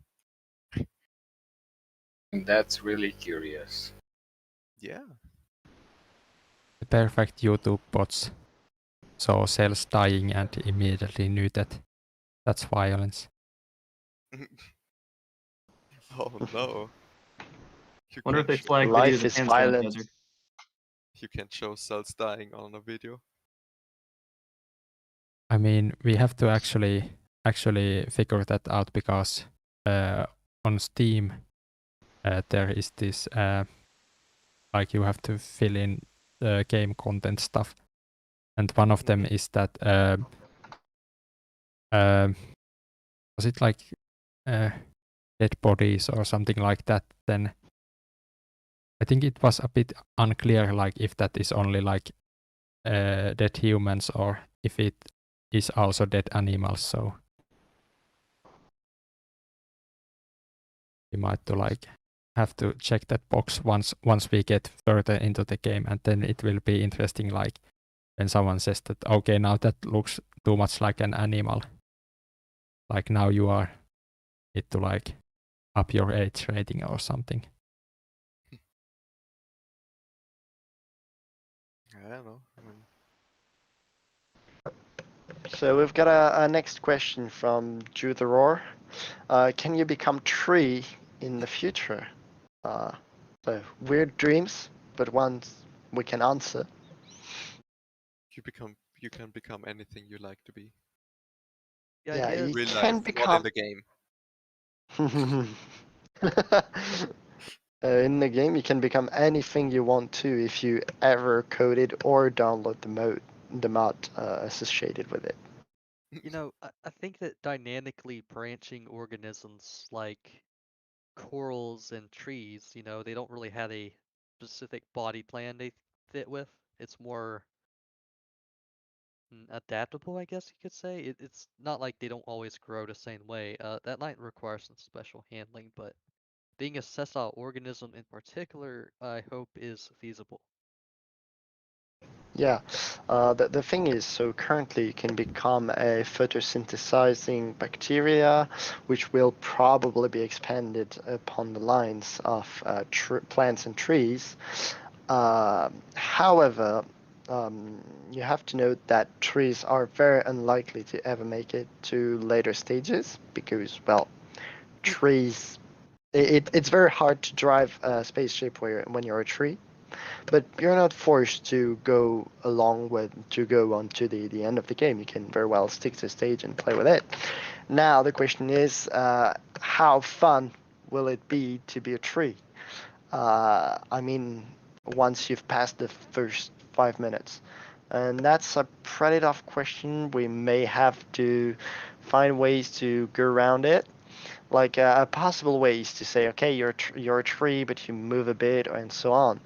But there's a reason why trees are sessile in reality, is that it's because, well, you have to store up energy for the night. So, well, we'll see how it works. You'll definitely be able to be a tree, but it may not be the most engaging gameplay you've ever seen, and that will probably not be our top-notch priority for the first multicellular organisms on land. Yeah, if you end up becoming a tree and fry, then it's not fun for you. It's, well, you did become a tree. You only got yourself to blame for it, really. I mean, we have plans to like switch you over to a strategic like view early. You become a plant and then it's like plant spreading simulator. But Yeah, that's like not on the main path of the game towards like later stages and finishing the game, so it's very low priority. it might be Yeah. our best chance at making tree gameplay engaging in any way. But to make a link with a previous question, if you really want that hard to be tree, that'd be a pleasure for me to, whenever we have some available, work on an achievement for you to have become the most useful yet pretty much not less fun organism that can be. Have an achievement for being a tree-based civilization that manages to reach positive net carbon emissions. Wow. Now that's an interesting challenge. Well, that's called Bhutan.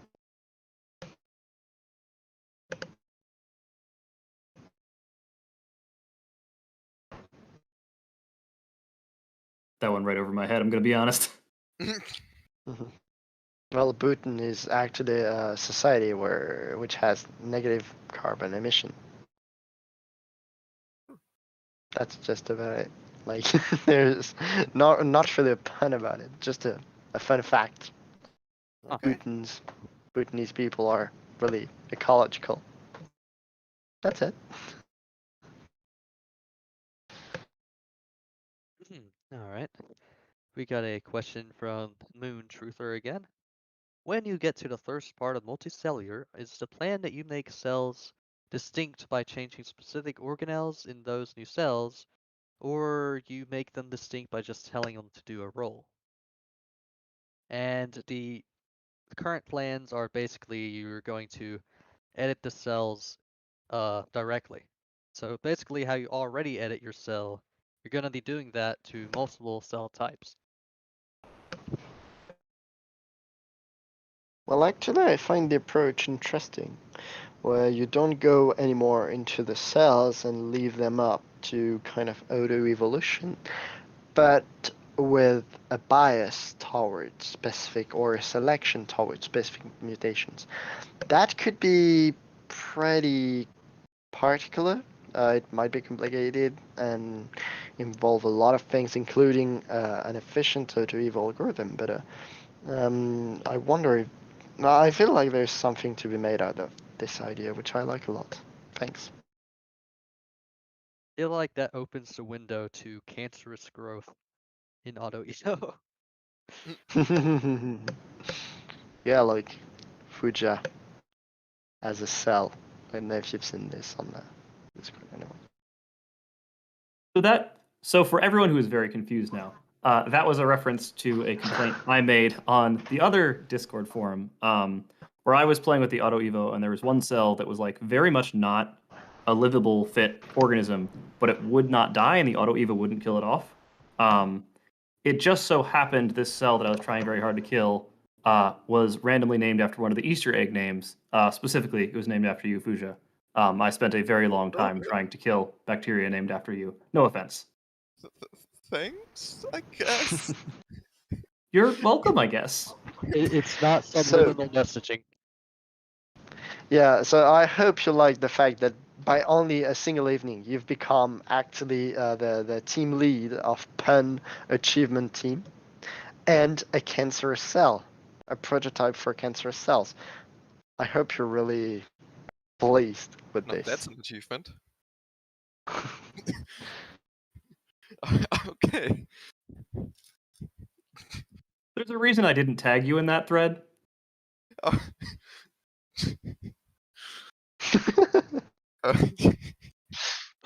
Alright, well, we got a question from the lovable bug. Will the planet your creature lives on be randomly generated? Be a set planet, or will you be able to choose the kind of planet you want? Is any of this stuff planned? Just asking. And I can't remember if we've ever discussed on these specifics of just how you'll choose a planet, but I think we settled mostly on it being edited. So basically just choose the parameters you want to play in. I mean, But the Yeah, planet that type was kind of was the idea that you select like a planet type, like on a general level, what kind of game you want, and the default would be something very sensible. But there would be also like some really silly options like an ice world where you cannot like go on land and finish the game or something like that. But well, I think that at least one option that will be pretty much given is the fact that you will be able to make a fully random planet at your own risks. So, but for the rest, we still have to see, I guess.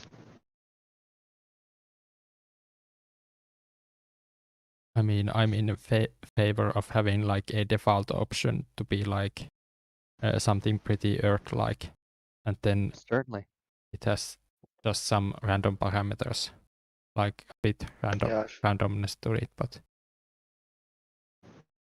here's a planet we've confirmed will not become uninhabitable in the first 100 million years. Yeah, that would be pretty good.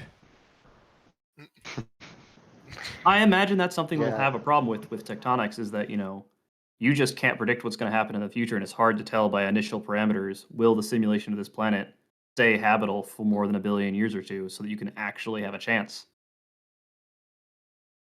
I mean, that would given be that we pretty... use pretty simple model.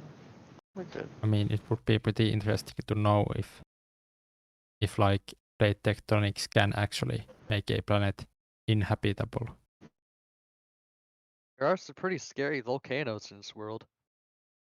Well, I mean, I guess that's true, but like the algorithm would be pretty easy to say that, yeah, you aren't allowed to like have 100 plus super volcanoes on the planet. Unless the player selects like a hardcore mode or something. There. Yeah, well, yeah, mass extinction would be a possibility, but for tectonics itself, themselves, like shifting parts of the world, I'm not sure this could actually make a planet inhabitable. It could possibly like wreak havoc in the current existing species, but you'd have like a bit pretty much what you had with Brazil and Africa, where you had species splitting up in two different environments from a single one, branching off. But essentially, I think that we can be rather safe. What could be more intriguing could be warming and cooling effects from orbit, which happen on Earth and were really detrimental in shaping the species on the planet, and especially to the emergence of Homo sapiens. But I think that we'll be able to cover it with cells being able to adapt to temperatures. Essentially, most these phenomena are slow, so you will have time to adapt to them. I don't think we can end up in a bottleneck. Not deterministically, at least. I think that's one of the nice things about this game is that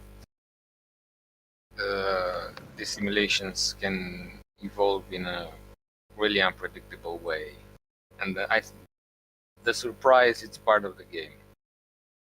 And at least for me, it's something that I would like to see, and I would like to be surprised by this.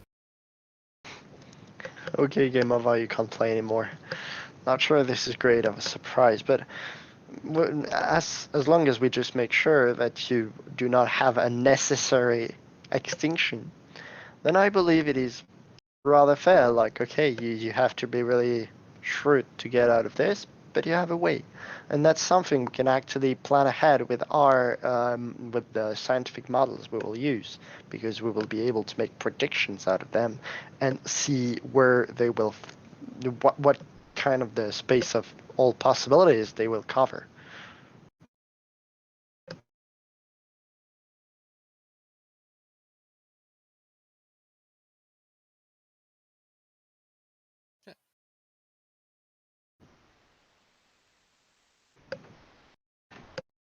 Sorry, I was answering a text.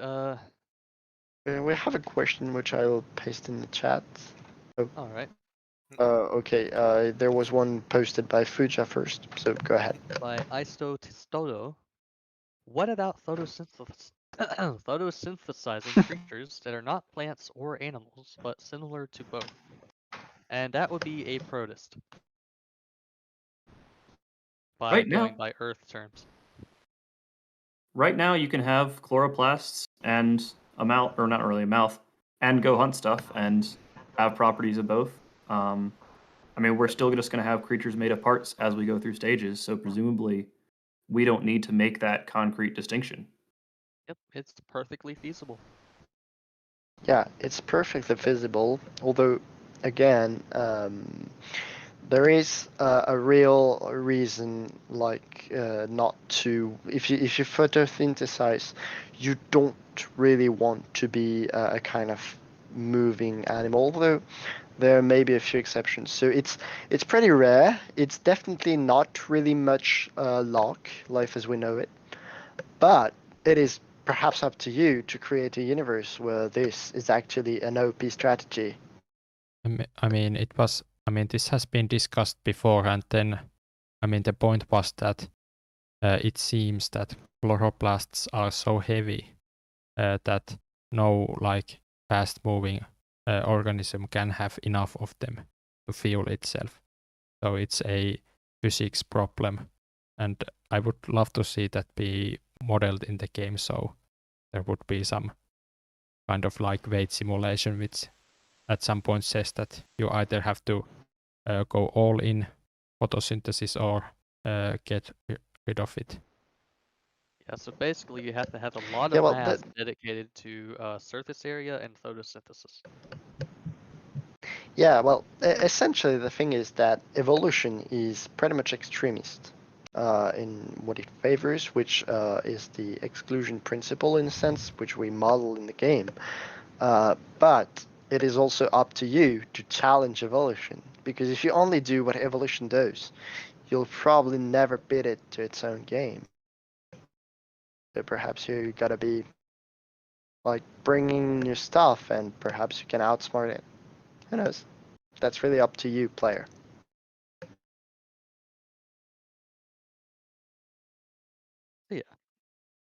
It might not be as easy as some other things, but it's definitely going to be possible, and you might just figure out a way to be good with it. So thank you for your input, Maxonovan. And here, Lenin. What was So that? unless someone wants to... I'm sorry, here, Lenin. Did I need to answer something or? Oh, no. So we have a question from Just a Guy. Can hybridization have an effect in game? Like if your species can breed with another similar but different species. I see this happening if it were to be implemented in the aware stage. And That's an interesting question. So hybridization is definitely something that exists in life, and it may have been mules. very important in the... I don't know if you heard me well. It definitely exists in real life, and it is presupposed to have been pretty important in the emergence of specific traits of human society as of now, due to interactions between Homo neanderthalis and Homo sapiens. That's still something that is under scrutiny of scientists, so it's hard to tell. But I feel like we might definitely want this to have some effect. That's perhaps not the top priority, but I don't think that's completely anecdotal either.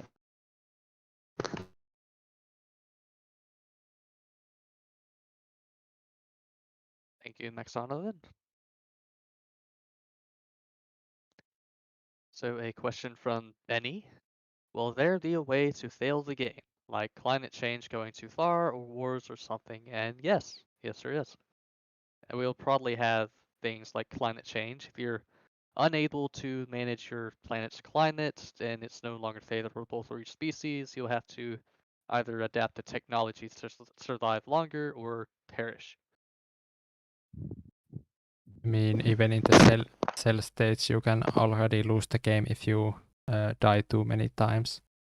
And maybe once we have like planetary modeling, then maybe we'll have a time limit where your sun will explode if you take too long.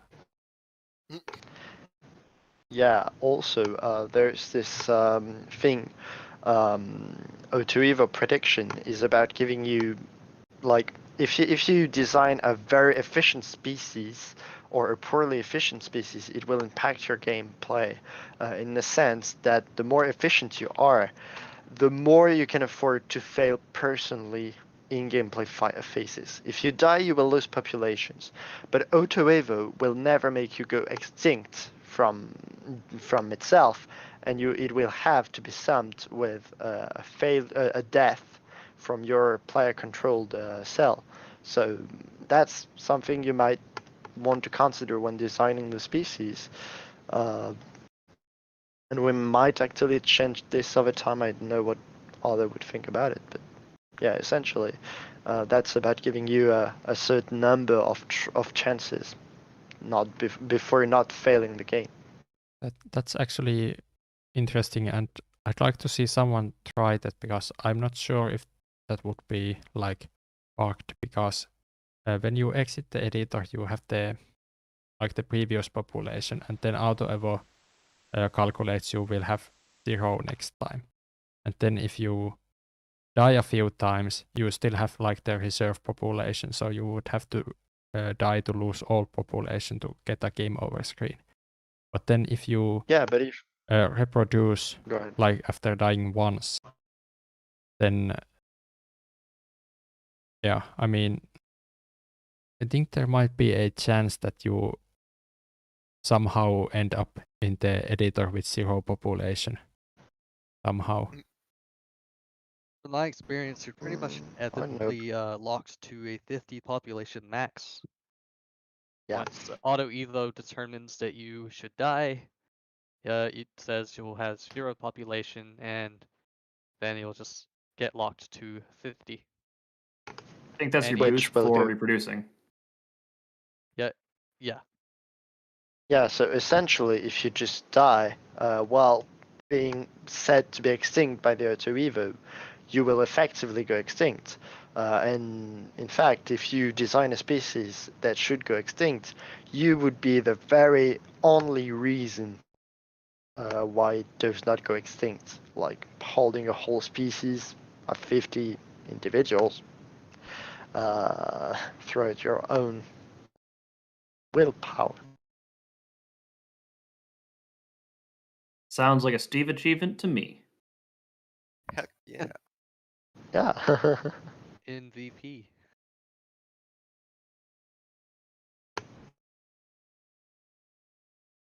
Oh, this one's for me.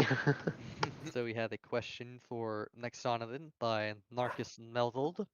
Will it be theoretically possible to change the atmosphere, make enough of the species that makes a net positive of oxygen, that will change the percentage over time?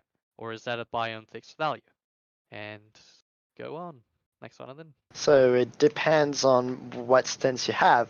If you're in a present tense, then values are fixed in the biome. But if you only look a few pull requests in the future, there might be some change brought to this. I'm currently, I've essentially designed the system and I'm essentially balancing it right now. And so the idea is that compounds used and produced by a species will actually be released in the patch over time. Also, there will be some production, external production of these gases like carbon dioxide from volcanic activity, and so hopefully we're working on balancing it to get brought in the game for the next release or next dev build if you're a patron. Waha. Just want to check something on GitHub, but it seems like the GitHub server's offline. Oh crap. Oh, wow. Yeah, so while Fuji is repairing GitHub single-handedly, Yeah. Arrow the current 500, tests yeah. are only having slight issues. So I've essentially changed the way that the thing that percentage represent, which is not definitive necessarily, but it's rather a proportion of reference ratio of compounds that will give a base rate of organelle efficiency. And so currently we're having spikes at 8% oxygen, which means that processes will run 8 times faster than normal, which is obviously quite a bit too much. So we're working on like reaching a balance between all this. And so yeah, that should come in the upcoming weeks.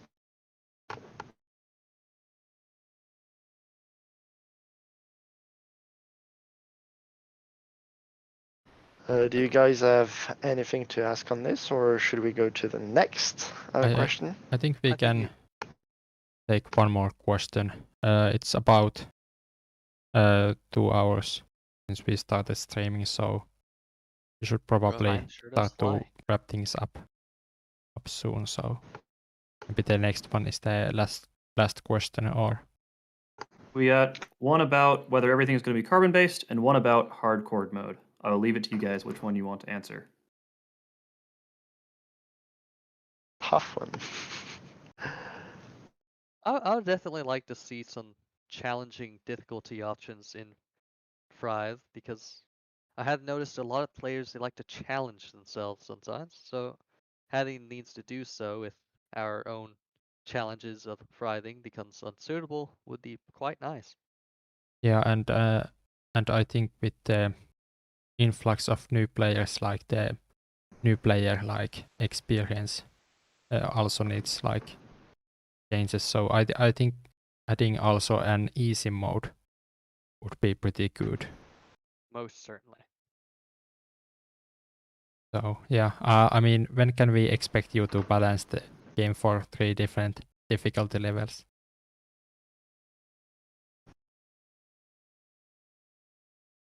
That's a joke, by the way. We know you already balanced it. Yeah, it would just probably just be modifiers to automatically do Yeah, it for the most part. just pull out your 3 copies of the game JSON files that have easy, medium, and hard labels on them. I'd love to toy with the auto-evo mutation constants to just get huge monster giant cells that just eat your face immediately. But we could definitely take the guardrails off that. I mean, I they think would in probably like die. AutoEvo would look at them and say that, wow, you are huge. You need 5 million ATP to survive, so you die. Foiled by my own code.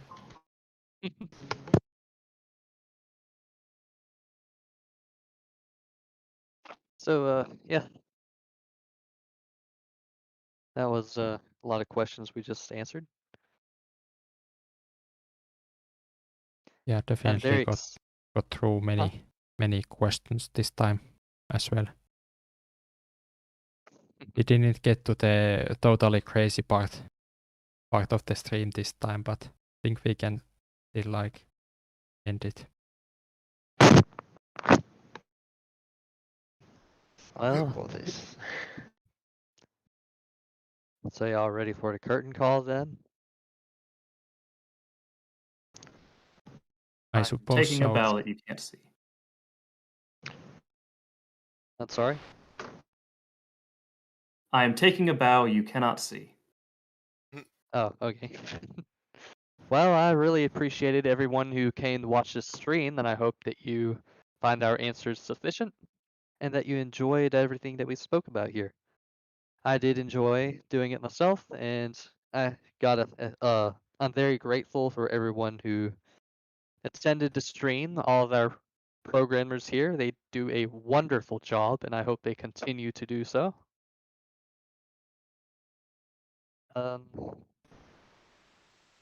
Yeah. Yeah, we had good stream this time as well. Really happy that we got enough people to not have a really awkward silent pauses too many times in the stream, and yeah, let's end it. Oh, I want to add Yeah, one last thing. It's just that congratulations to everyone, but especially for this Steam release. Like, it took really a lot to get to here. Yeah. I'd like to join these congratulations and also thank Buckley for their great presenting of today's Thrive stream. Oh, quit it. You're gonna make me blush. We won't see you. Well, I forgot the champagne for the celebration for releasing Steam. It is a huge milestone. I know it may not sound like it, but I'm very, very excited. So, that's it from me, I suppose. All right, let's say bye and end the stream. Okay. Bye, everybody. Bye, Thanks for everyone. coming.